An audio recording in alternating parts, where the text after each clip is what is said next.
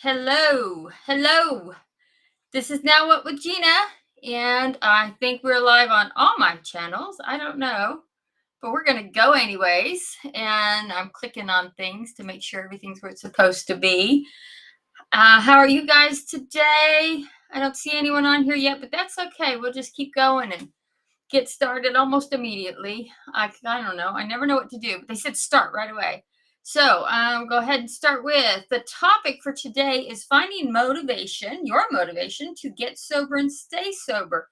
This came on top of a couple things that I was thinking about this morning. Like what was that thing? And I know what the thing was, but what is the thing that can help people get sober? I don't know. The motivation, everyone's is different. But, anyways, I decided I would talk about mine, but also I like to give value. So, I'm going to offer a suggestion tonight that may help you, not just with alcohol, with whatever you happen to be working with, whether it's alcohol or drugs or finding a new job or, going on that diet. I don't know. You get to pick the thing you're going to focus on. So, anyways, we will go ahead and start. Welcome to Now What with Gina, where I answer questions, offer tips, and say stupid shit that I'm later going to regret. I'm saying a lot of stupid shit too these days. So, I don't know. God bless me. As I said, the topic for today was finding your motivation to get and stay sober. I tried to do a quick live this earlier to let people know I was coming on, and I talked so fast that it turned out it was just a minute, and I feel like I'm still talking real fast. So I apologize if I am. I don't know, maybe I'm a little excited to be here. In fact, I got a lot of things going on. I'm stalling a little bit, but I have been on this challenge to write. It's a 5-day challenge for social media posts to help get vulnerable. I don't know how much I need that one, but I am learning so much about vulnerability because I always thought vulnerability was just about talking about those things. It is about talking about those things that's hard to talk about, but what I struggle with is talking about I guess the hardest, most vulnerable thing I've done this week was I was told, I don't know, it's part of the challenge. And when I get a challenge, I like to do my best, and I did my best. But anyways, I was told to write, the topics was to write about how you're amazing. That I didn't want to do. That was odd, especially if you grow up in a house that well, not in a house, we grow up in a society that says negative things about us being too prideful and that kind of stuff. So yeah, I had difficulty with that. I am going to click over here so you guys, I'm looking at the chat and I can't see. There we go. Now I can see if anyone pops in. So if you're here, say hi, please. I'd love to hear from you and hear who you are, where you're from. Anyway, so when I was a kid, I'm changing topics because I was talking about my vulnerability with saying I'm amazing, and yes, really difficult. I've had trouble doing it, but I did do it this week, and actually, you know what? It felt very good. It felt very good. So I'm working on it. All right. So finding your motivation and get and stay sober. Now, so here's the thing. When I was a kid, I had a lot of dreams. We all do. I'm going to be a fireman. I'm going to be a policeman. I'm going to be an actress, a singer, all those things that we say we're going to be. Well, I had my own set of motivations from early stages. And hello, Kelly. Hey, how are you? Thank you for commenting on, I think the amazing post. I was just talking about that and how hard that post was for me to write because I'm not comfortable saying that I'm amazing. So I appreciate your comment, and yeah, and I got quite a bit on that one, so I was glad for it. So anyway, so finding your motivation to get and stay sober. As I was saying, I had a lot of dreams when I was a kid. We all have dreams, but those dreams get squashed. They almost always do. And what I'm talking about with that is those you shoulds and you must and all that stuff. So I had these dreams. I wanted to be a therapist when I was a kid. Go figure.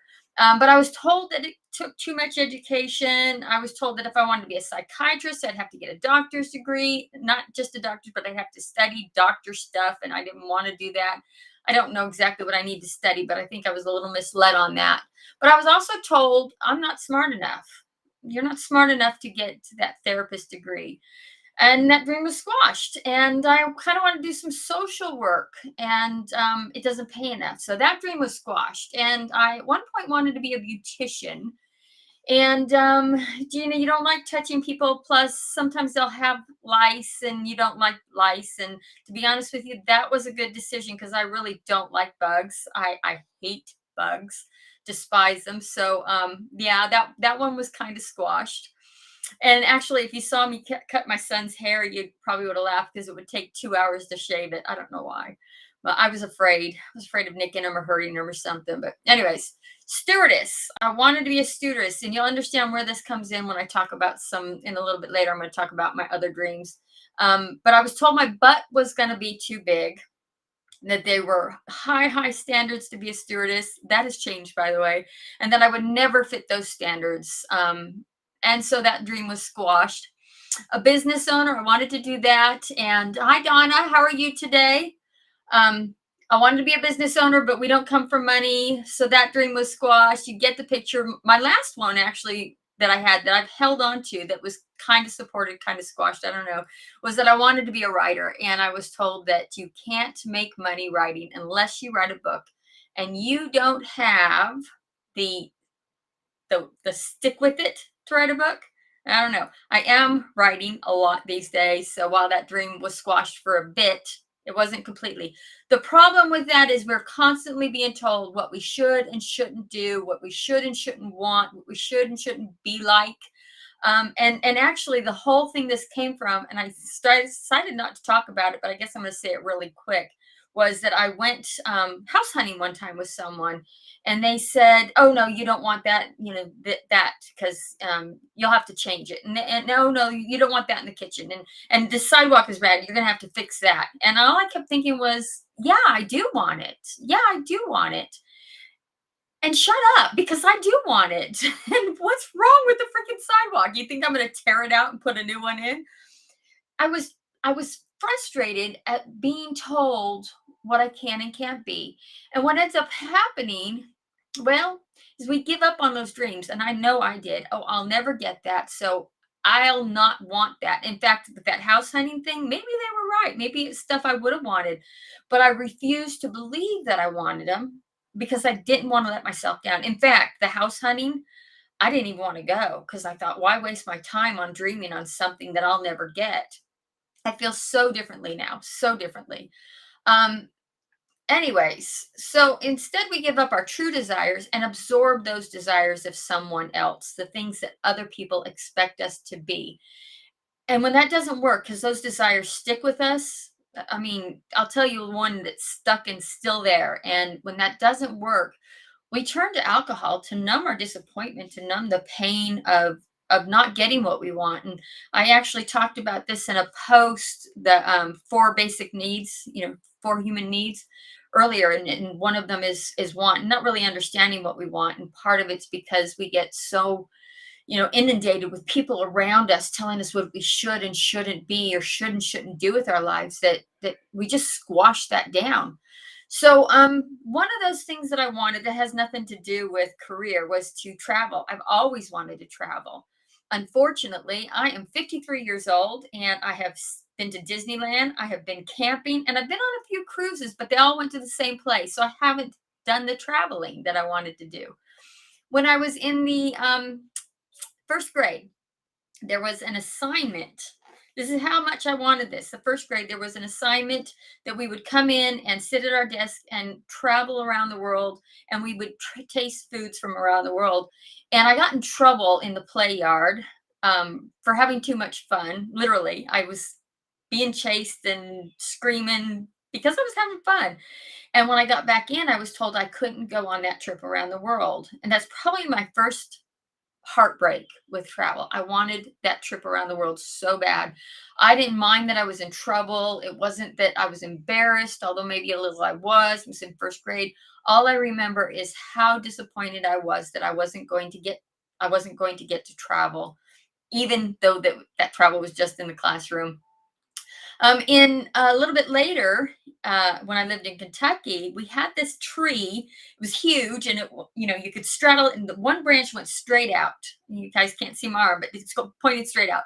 Anyways, and I would straddle that branch, and the chickens would sit on the branch beside me or behind me, and I would fly those chickens around the world because I wanted to travel. I knew this. I knew this. And I hit 40 years old, 30, late 30s, early 40s, and I realized I hadn't gone anywhere. And I just wanted to see new things. And that just didn't feel like it was going to happen. So I took on a job bartending. I don't know why I'm telling you the whole story, but I'm kind of lost in it. I took on a job bartending, thinking the extra money I would save for traveling. The bartending started causing problems in the marriage. The alcohol started causing problems in the marriage. Next thing I know, I wasn't saving money. I was simply surviving. And that's when the alcohol really started to become a problem. That's when the hurt and the pain, I just wanted to numb it. I just wanted to feel good. And so I started drinking a lot. Um, the alcohol was never what I really, really wanted. What I really wanted was to travel. I still was disappointed that I hadn't traveled. I wanted that dream career that I was on the road to, but then the economy stopped, and so did the full-time hires. I wanted security and I wanted purpose and I wanted all those things, but I pushed those wants out of my head because I figured at that point they were never going to happen. I was in my late 30s. Life's over now. But it really bothered me. And so I'd like to fast forward to a week after my last drink. I spent the next 10 years, this is the fast forward one, no more stories.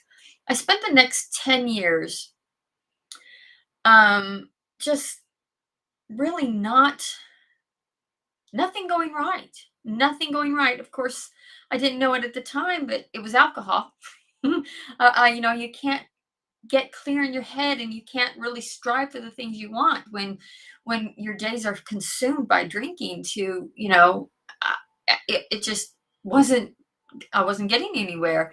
So at one point, I've and this is a different story, but I decided to quit. And a week after I went to my first meeting and my last drink, I went to an AA meeting on the beach. It was just freaking amazing.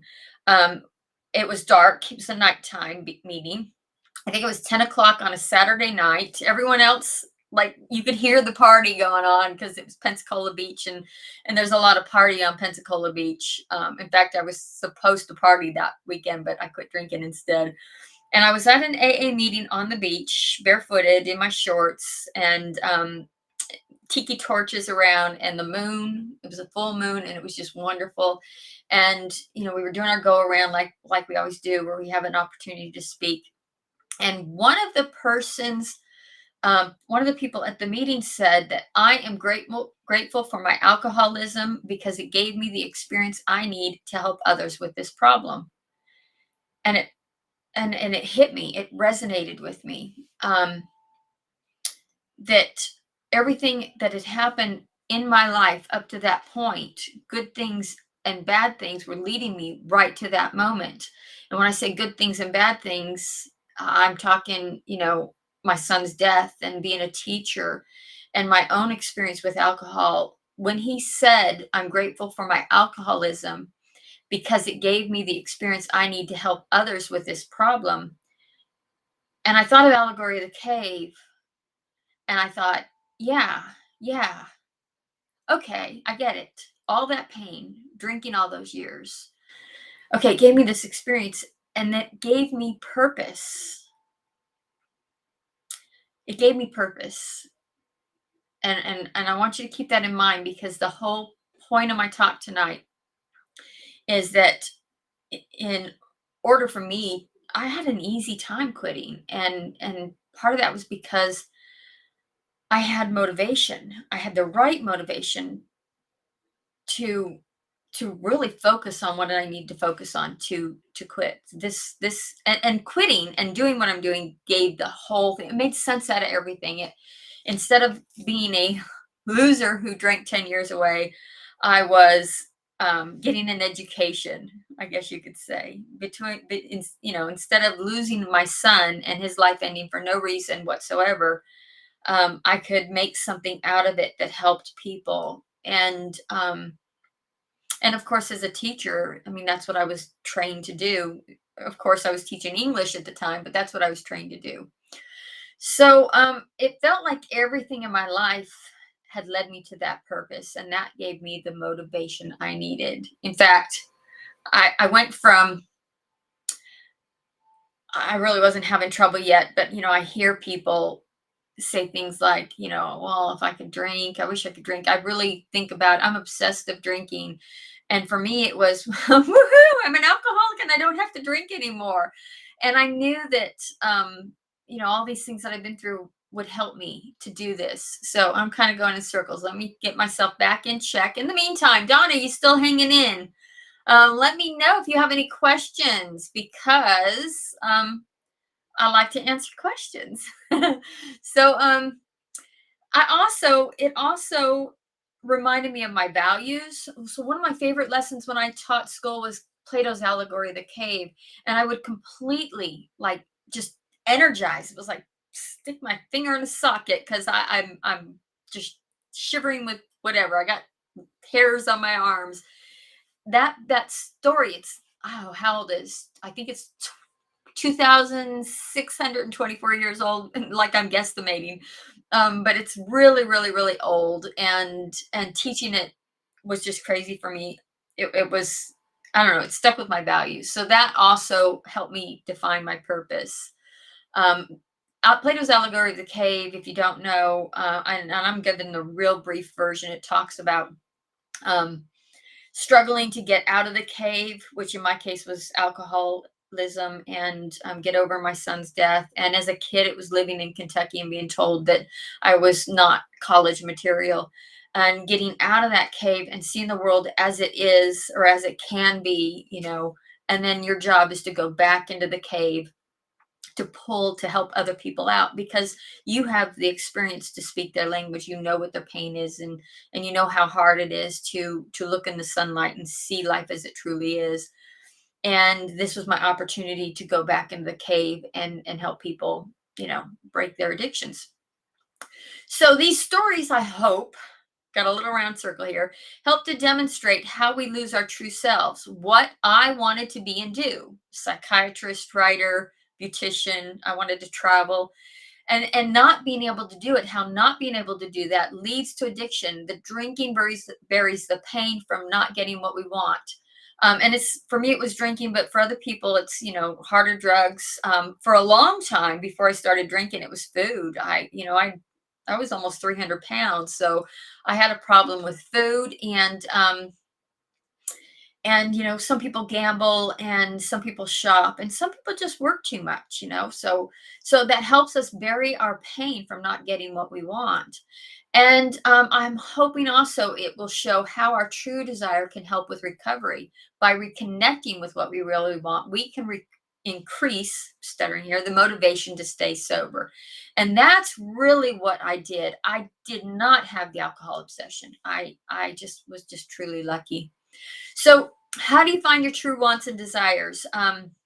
You might, just like me, it just hit me. It was just like a lightning went off in my head. A light bulb went off on my head, or maybe it was a lightning went off in my head, and I just knew. I just knew. But it took me a long time. I mean, part of the problem I had early in before I started drinking was I was having trouble with purpose. I didn't know what my life was worth anymore. My kids had graduated or were getting close to graduating, and my marriage had ended, and I just had no purpose. The teaching wasn't going anywhere. I didn't. So that's what I want to do next, is help you find a motivation. Donna, you say grief. I'm looking over. You say grief. Can you let me know, I don't know, a little more details? I'm not sure what you're. Are you asking a question? Or are you saying that that's what your motivation is? I'm not sure. So if you can help me out there, or if you want to do it later in private, that's great too. Um, but I'll respond. So, or maybe you would like me to talk about that in a future live. Let me know. So what I'm going to do to help you out figure out where your motivation might be is we're going to kind of sort of work in a with the wheel of life minus the wheel part. If you got a pen and paper, you might want to grab it. I have 9 areas of life that encompass the wheel of life, and that's an activity I'd like to do. I just don't have wheel of life is a I guess I do have the time. A wheel of life is a circle with a square cut in. It's a pie cut into 8 pieces, and each piece of the pie is labeled with 8 items. I have 9 because you can switch items out if you want. So these were just examples. Um, each of these items represent an area of your life. So if you want to write them down or pay attention or think about them, that's great. I'll go ahead and tell you now. There's your career, your finances or money, your health, including mental health and physical health, relationships and love. I got notes, yes. Family and friends or your social life, personal growth. In my case, personal growth was purpose. I was kind of stuck without a purpose, and that means no personal growth. Fun and recreation, physical environment, the home you live in. Are you in the by the beach, living in the woods, in the city? So per physical environment, and spirituality or religion. It's kind of the same thing, kind of different, but spirituality or religion. So if you're paying attention and you picked a couple, you wrote these down. I'll say them again in case you want. Um, is there one area of this wheel that is a burning desire that you say right now, yes, yes, yes, I want to improve that. I want something in that area. If there is, write that down, that area down. And then you want to select 2 other areas that rate in a mid range. And I'll explain to you now, real quick. I'm going kind of through it fast, but I'll explain to you really quick right now what the mid range means. So for each of those areas, score yourself a 1 through 10 in terms of satisfaction. A 1 is I'm not satisfied at all. I hate this. It's horrible. I'm just, I don't like this part of my life. And of course the 5 is, yeah, I'm okay. It could be better, could be worse. And then the 10 is I'm doing great. I'm doing great. I couldn't be better in my life.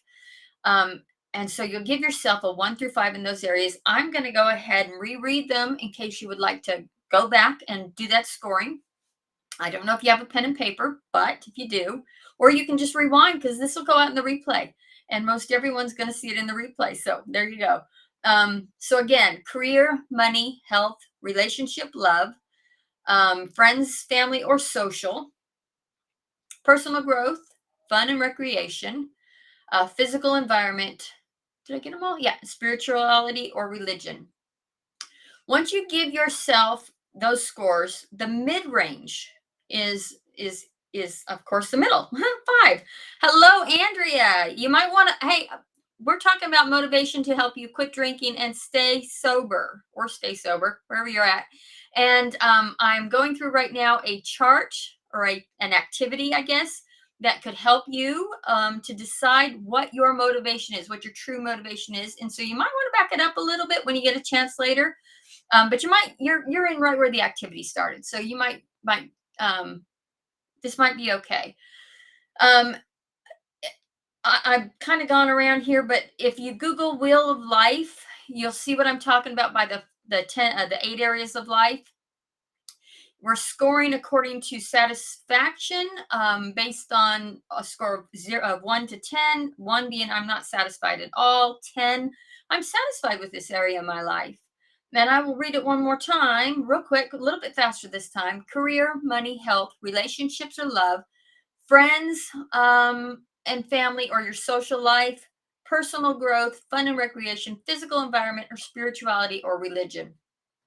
That one area that's a burning desire, and I want you to write that. What do you want in that area that you just really know is a motivation to you? For me, that burning desire was personal growth and the motivation to live my purpose. I didn't have to think about it. I didn't have to do no charting or pies or anything. That one was it's a goal. And the other ones, so mid-range is if you scored, your lowest score was a 1 and your highest score was a 7, your mid-range is going to be a 3 or a 4. So, Find your two mid ranges, and then those are the ones you're going to work on. Not the one which you might think you would work on. Well, my finances really suck. It's a one. Maybe I should work on that. No, that's not the one you should work on, because the one could become overwhelming. It's too hard to see improvement in, at least at first. Um, so don't worry about the ones or the twos. The sevens, eights, and nines, and that's too easy. You're already doing well in those areas. That's not really where you need improvement. The mid level is a perfect place to work on, or to start working on, finding a motivation, improving those areas of your life. And that's because the mid level, again, it's doable, it's not overwhelming, and it does need work.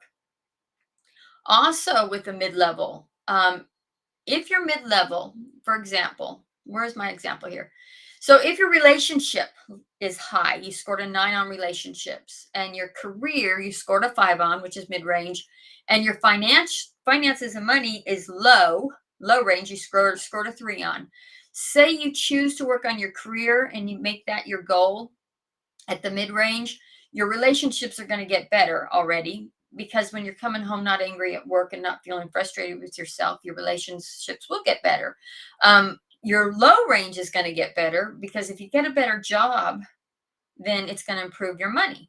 So that's why you want to go with the mid range. Anyways, once you get into those areas, what do you want in those areas? What do you really want in those areas? I went around in circles to get to this point, but I'm here. What do you really want in those areas, career wise? I really want to do this. I want to help people and I want to make it my life. Love, I wanted to be in a healthy, honest relationship, and again, in that area, I'm on high score because I'm in a great relationship. What do you really want? Maybe fun, maybe you want to travel and you really, really just have always dreamed of traveling like me. What did you stop wanting in those areas? My nose tickles. And why? Did you change your mind? Because you just realized you didn't like it anymore. That happened with me with teaching. It's not that I didn't like it. I still like to teach, but there were aspects of it, a lack of security, to be honest, that made me change my mind. Or did you give it up? I'll never be able to travel, so I'm just going to give it up. If you changed your mind, then that doesn't go on your list. If you gave it up because you decided you couldn't get it, go ahead and put that on your list. Put it on your list, because in truth, you really want it. And then acknowledge that you really want it, because you may have spent years trying to convince yourself that you didn't, you know? So I'm going by and not seeing Andrea's here. I know that. And oh, you keep getting kicked off and on, I think, Andrea. So, or maybe not. I don't know. So next question I want to ask is, does anyone have that goal that they would like to work for, that thing, that burning desire that you want to work for, that would make you really improve in life, like not drinking, like not wanting to drink, although we're going to get this does lead to that, so we're going to get to that point, so it doesn't have to be that. Anyways, I'm going to let you think that through, and then we're going to go on to the next part. I would love to know, even just say yes if you have something in mind that you're thinking you want, because then I know you are working with me, and I'm not moving on beyond, where you're ready to go yet, because we're going to talk about getting to the true motivation. The true motivation. My purpose is my true motivation to help people, but there's something deeper than that. So I'm looking to see who all's on. My purpose is my true motivation, but there's something deeper than that. Because, like, when you think about it, helping people, I mean, it makes me feel good, but is it enough to sacrifice other things for? Is it going to be a strong enough motivation to keep me sober? Is it going to be a strong enough motivation? I wake up at 4 o'clock every morning, sometimes a little later, but 4 o'clock every morning, and get started on what I do. Oh, Andrea, I did not call you yesterday. I'm so sorry. It just reminded me. I'm so sorry. Now I feel bad. Anyways, let's talk. Let's talk. Just remember, distracted. All right. So, anyways, totally turned around here. We're getting to the true motivation, and we're going to do it by asking questions that help us dig deeper. All right. So, thank you. Sorry about that. Let's talk after or tomorrow, whichever you want. I'll be free tomorrow. Um, and we'll text. We'll text. All right. So here's the thing. Once you find your motivation, I want to help people. I want to work in my purpose. Start asking you those questions to get deeper. And you're just going to keep asking questions, keep asking questions, keep asking questions. I'll show you what I did. So they ask, why do you want to help people? My answer is because I know how much addiction hurts, both the person with it and the people around them. Um, So why is that important to you? It's the next question. So I can have purpose. And why do you want purpose? Which is the third question. And these questions just they come as they come. There's no specific question or order to it or anything. I just keep asking questions until I get about 7 or 8. So why do you want to help people? Because I know how much addiction hurts. Why is that important to you? So I can have purpose. Why do you want purpose? Because when my son died, I felt I had no purpose, and that was very painful for me. That was the third question. Fourth, why is that important to you? It will also give purpose and value to my son's life. Now I'm looking into deeper motivation, and this is truly why I'm doing what I do, to give purpose to my son's life and to my life too. Why is that important to you? Because I want to feel worthy. Why do you want that? So I don't have to live with the pain of my son's death. Why do you want that? To find peace. Why do you want peace? To be happy. These questions, when you ask the why questions and dig deep into your motivation, um, they always come down to the last one, to be happy. You always will get there because ultimately that's all we want, is to be happy. But I'm going up a couple questions back. So the couple questions back is, it will also give purpose and value to my son's life. That is my true motivation. To he lived 23 years, to not make those 23 years, I don't know, go to waste. I want to continue speaking for him, and everything I do, you know, has that behind it. That is enough to keep me going. And when I realized at that meeting on the beach that this could happen and I could do this for this reason, it changed everything. It changed everything. See, the thing is we are so focused on our drive to drink that even when our goal is to stop drinking, we say in our heads, I wish I could drink. This would be more fun if I had alcohol. I want to go out with my friends, but they're going to drink. I wonder if I have any. It won't hurt me just to have one. And then that tape runs through our head again and again. And it keeps us obsessed on the thing we don't want, but it's also obsessed on the alcohol. It's constantly going alcohol, alcohol, alcohol. And it's really hard to maintain that willpower for very long if that is all you're thinking about. You can't do it. I mean, you can't. I don't know. If I tried, I'd be miserable. When I found that motivation, though, I used that as my focus instead of the obsession to drink. Instead of worried about how do I get more alcohol or how do I stay sober, I started thinking about, what do I need to do to do this thing that I really want to honor my son this way. What do I really need to do? And that became important enough for me to start focusing on the bigger things, the more important things to me. Andrea, for you, it's school and your career and what you want to do. And I know you're focusing on that a lot.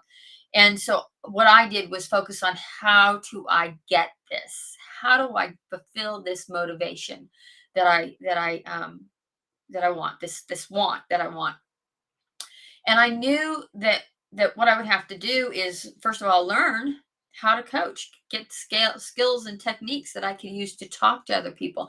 I would learn how to do the computer stuff necessary to bring attraction and to let people know what I'm doing. I would have to learn social media stuff. I would have to learn how to build a website, which I kind of knew, but I wanted it to be better. So I'd have to learn that. We did the podcast, or we do the podcast, and I'd have to learn that. And all this stuff I'd have to learn, that I really just kind of put all my focus in that. So I didn't have space in my head for, why can't I have a drink? This would be a lot more fun if I had alcohol. I didn't have space for any of that, and it took my mind out of the alcohol obsession, and shifted to a focus that creates this out of sight, out of mind experience that makes us not even think about alcohol. And that is what happened to me. And that is why I'm suggesting that you find a motivation that's not just, I want to quit drinking. That's not good enough motivation, because honestly, you probably don't. I know I didn't. I wanted to keep drinking. I just didn't want to suffer the pain I was going through while I was doing it.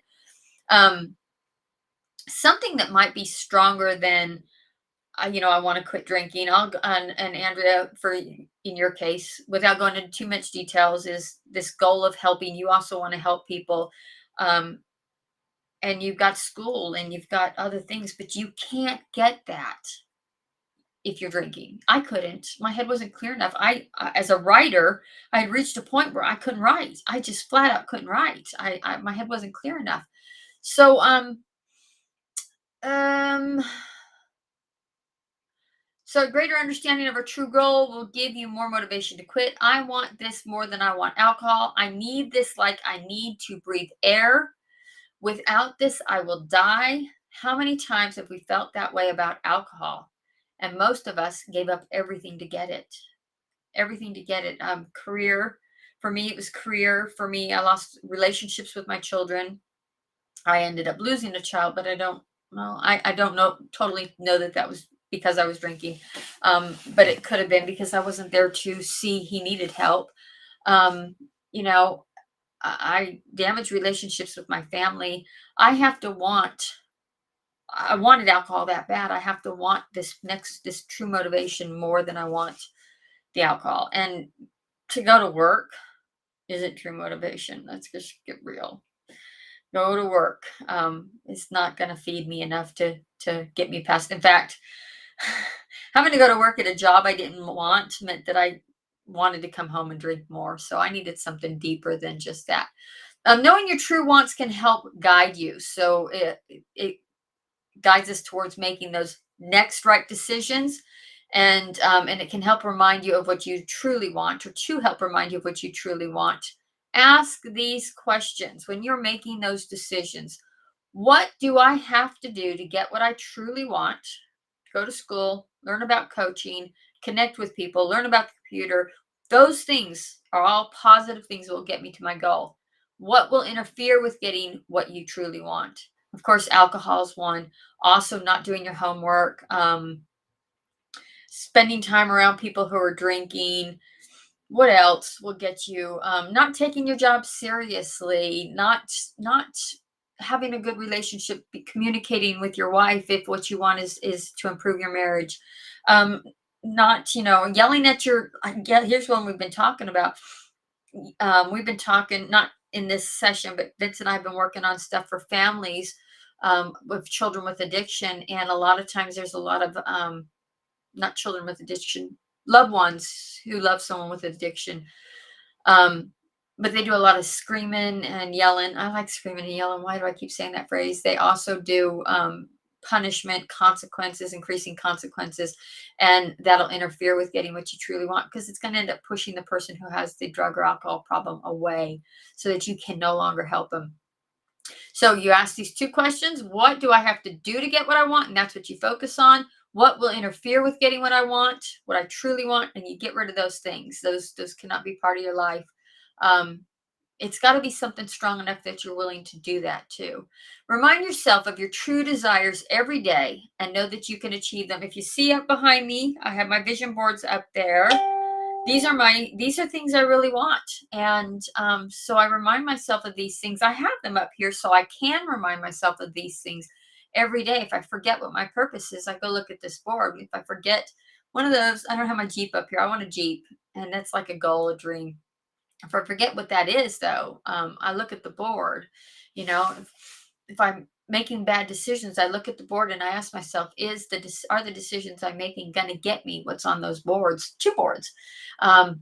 And then I have one last thing I'm going to leave you with. In just a second, everyone doing great here. If you have any questions, now's the time to ask, because I'm getting ready to leave you with the last statement. I'm giving you a second to type, because I type and then I talk too fast and then I'll run off. In the meantime, I'll share with you while you guys are doing this. So, look at this. The 15th was my son's birthday, and of course he's not with us. So I asked Vince, I'm just having a hard day, of course, and I asked Vince to bring me a cupcake, and so Vince did. Now, why is it not eaten? Because I was going to eat it that day, or at least blow out a candle. I got nauseous and really sick. I don't know why, but I did, and so I've saved it. And this is what I'm doing. I'm gonna blow out this candle for him.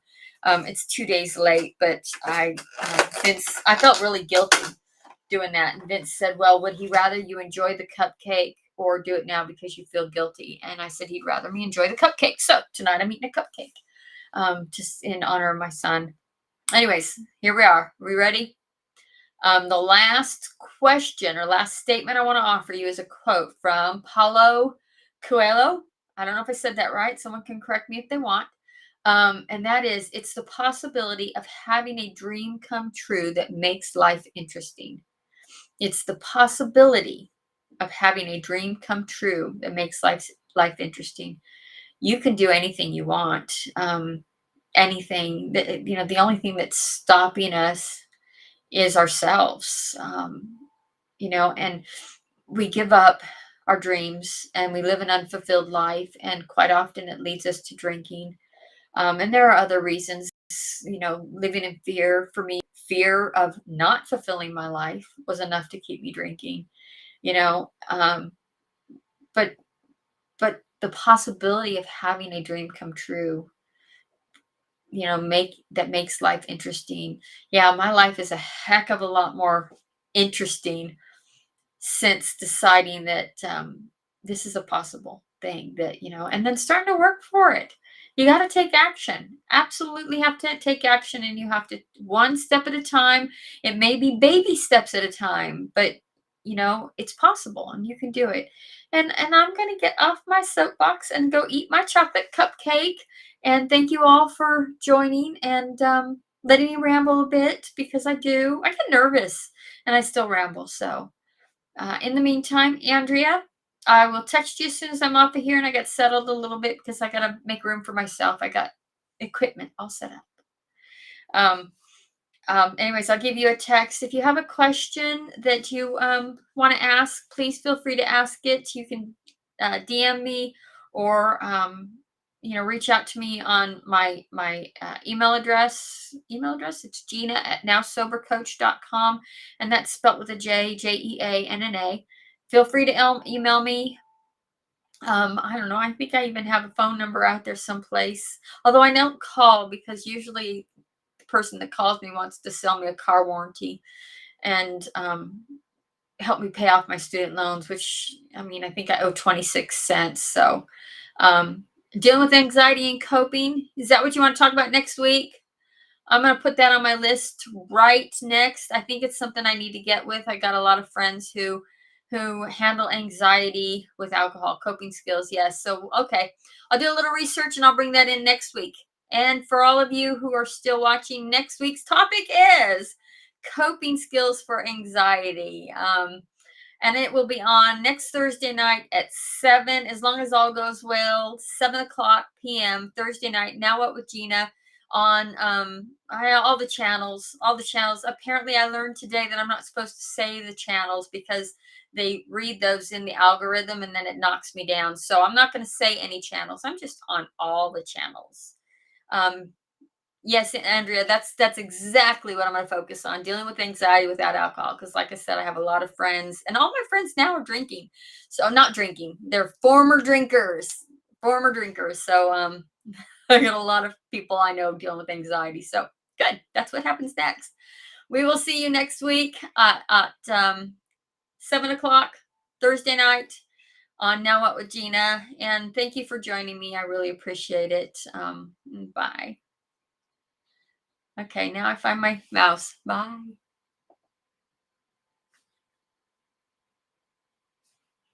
I'm still here with you guys on she told me to call it the Book of Faces because apparently the algorithm's not reading that yet. So and I can't find the stream. All right, there we go. Bye. Oh, bye.